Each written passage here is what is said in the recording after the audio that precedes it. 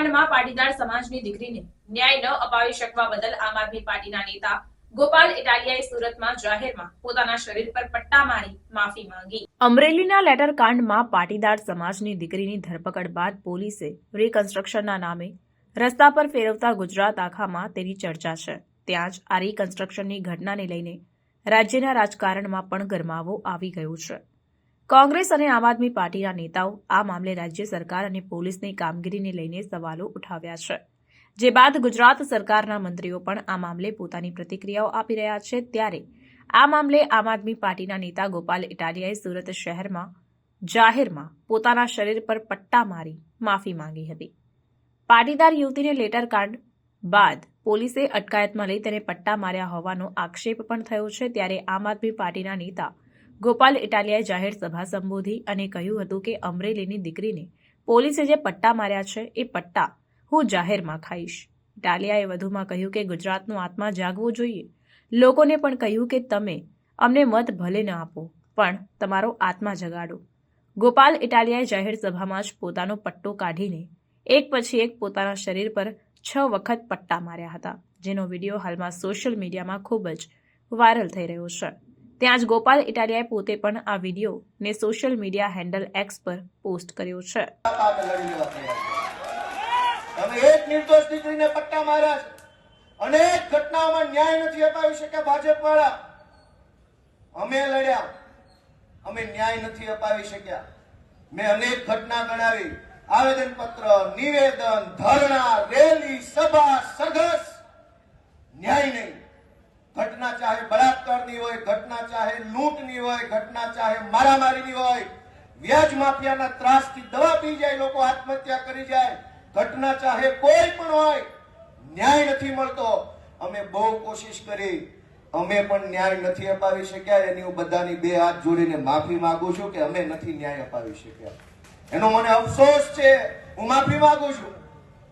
અને આ અમરેલીની દીકરીને જે પટ્ટા માર્યા છે, હું એમ માનું છું કે હવે ગુજરાતની સભા સુરતમાં ભલે હોય, આ સંબોધન આખા ગુજરાતને છે મારું, હજુ આપણો આત્મા નહીં જાગે તો કેદી જાગશે? આપણો આત્મા જાગી જવો જોઈએ કે આ હું તમાશો હાલે છે, આ કેવી રીતે હાલે?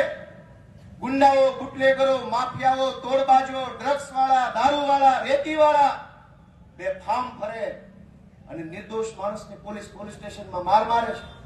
અમે રજૂઆત લઈને જઈએ તો અમારા ઉપર FIR।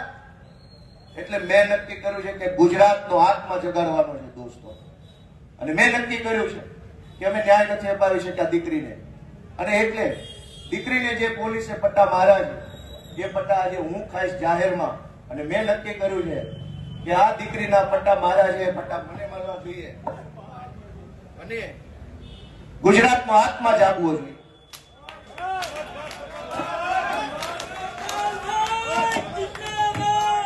ગુજરાતનો આત્મા જાગવો જોઈએ। હવે ગુજરાતનો આત્મા જાગવો જોઈએ, આત્મા જાગવો જોઈએ ગુજરાત આખાનો। દીકરીને પટ્ટા કેવી રીતે પોલીસ મારે, મૂકી દો। ગુજરાતનો દોસ્તો આત્મા જાગવો જોઈએ, આત્માની અંદર લાગવું જોઈએ। દીકરીને પોલીસ કેવી રીતે પટ્ટા મારી શકે દોસ્તો? આ સજા મને મળવી જોઈએ, આ સજા મને મળવી જોઈએ। જેને જેને દીકરીઓ, ગુજરાત આખાની દીકરીઓ પર અત્યાચાર કર્યા, સજા મને મળવી જોઈએ દોસ્તો। અમે ન્યાય નથી અપાવી શક્યા, એનો મને અફસોસ થાય છે। અમે ન્યાય નથી અપાવી શક્યા દોસ્તો।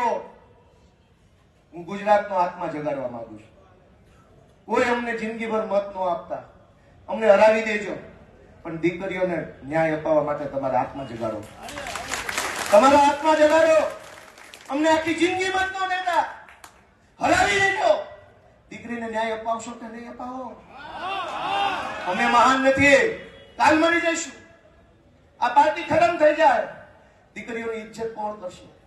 અને આ એક દીકરીનો સવાલ નથી। ઝઘડિયામાં બળાત્કાર થયો, જસદણમાં બળાત્કાર થયો, દાહોદમાં બળાત્કાર, ચારો તરફ બળાત્કાર થાય છે।